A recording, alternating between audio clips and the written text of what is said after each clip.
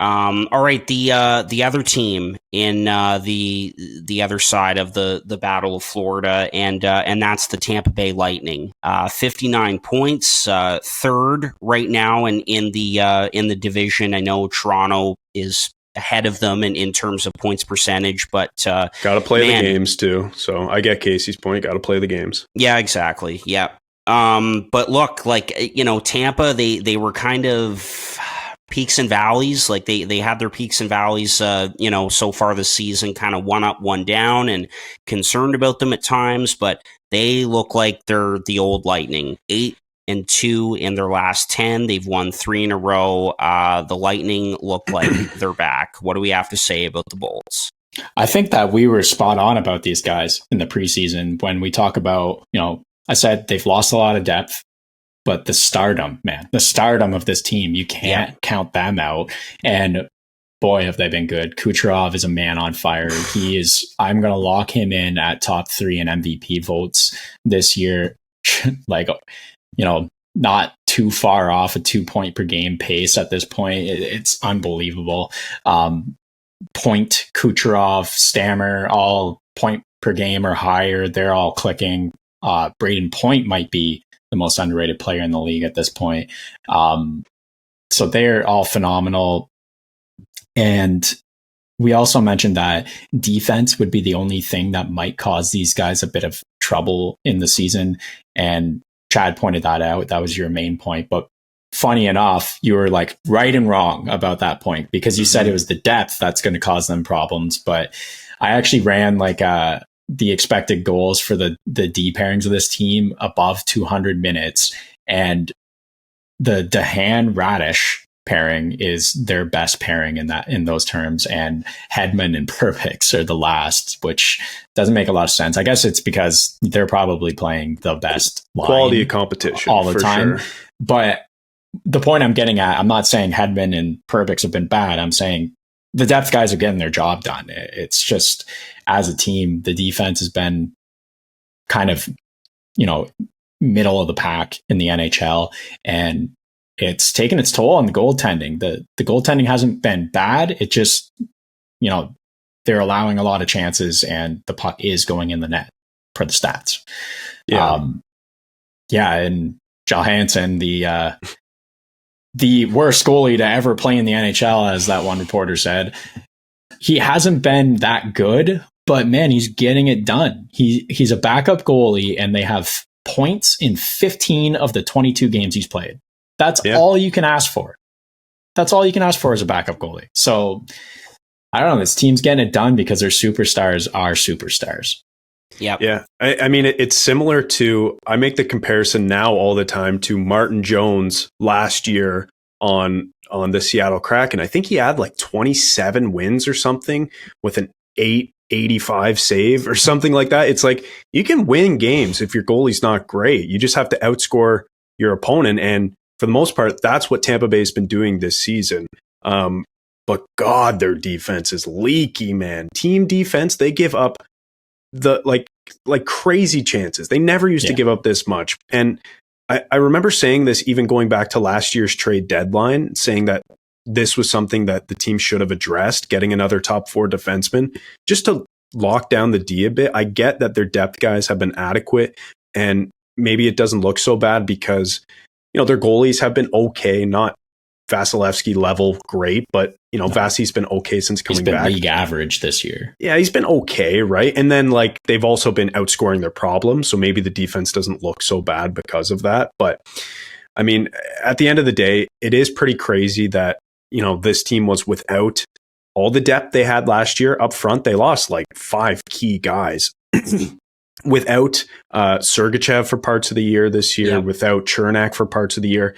And the biggest one, without Vasilevsky, one of the best goalies in the league over the last, 5-6 years for the first 25 games of the season or whatever it was. It's crazy that they're still in this position, whether you want to say that they're sitting in a wild card spot or third in the Atlantic, they're still in the top of the division, still going to be in the playoffs, and still going to be a tough out for whoever plays them in the first round. And they've done all that. They've accrued all those points without having all of those things I just mentioned, the depth and having some injuries to key players. So the final thing I want to say about this team is that even though I've ragged on the defense, Victor Hedman is back and better than ever. Last season he was okay, and I don't know if he was dealing with an injury or just fatigue from having back long playoff runs, and maybe after having a full rest this offseason, like this is why he's back. But he is producing the way that we expected Hedman to produce. He's also the QB1 now again, whereas last year Sergachev took that over. So that hurt me in fantasy, and that's why I was like particularly focused on this, because I kept Sergachev and it just didn't work out. He hasn't been as good as Hedman, but yeah, Hedman is absolutely back this year, and he's kind of carrying that back end, and this team is surprisingly fine despite all we've talked about.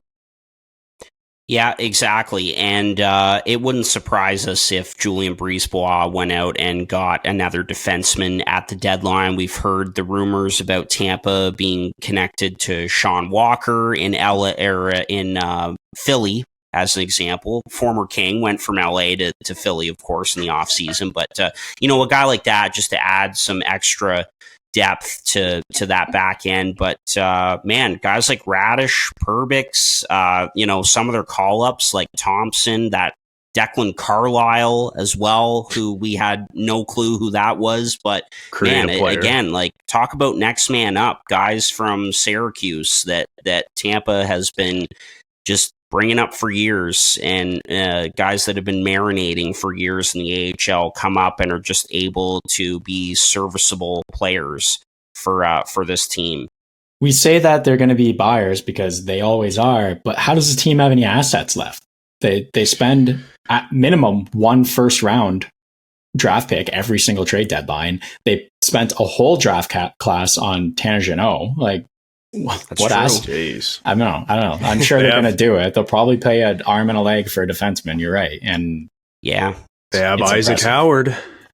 I don't know if they trade a guy they've already picked, but usually they just trade future picks. But I don't know, man. This core isn't getting any younger, and who knows if Stamkos is even going to stick around. Like, I don't know. I feel like they have to go for it still, and that's how I feel about every team with a core that just keeps getting older. And of course, I make this about the Leafs, but people talking about not buying at the deadline if you're the Maple Leafs, it's like, I don't get that at all. Like, even though the team isn't as good this year as it was last year, you still have to do your best to not waste a year of the core. And I feel like Tampa Bay is feeling the same effects of that. So I think they're going to buy for sure. Yeah.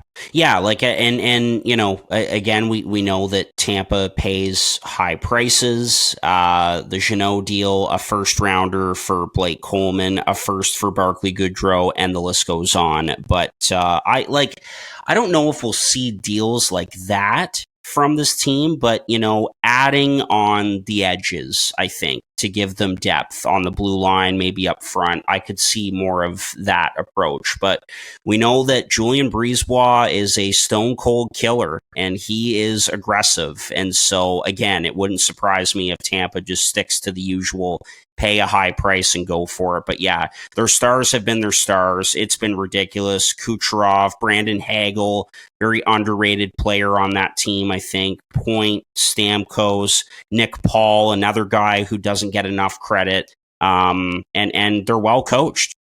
John Cooper, he holds these guys accountable, doesn't care what your cap hit is, your star power, anything. He will sit you for a few shifts for an entire period, so be it, if you are not playing up to the Tampa Bay Lightning standards. And it's why they are, an A1 organization, and they're right back in the mix again.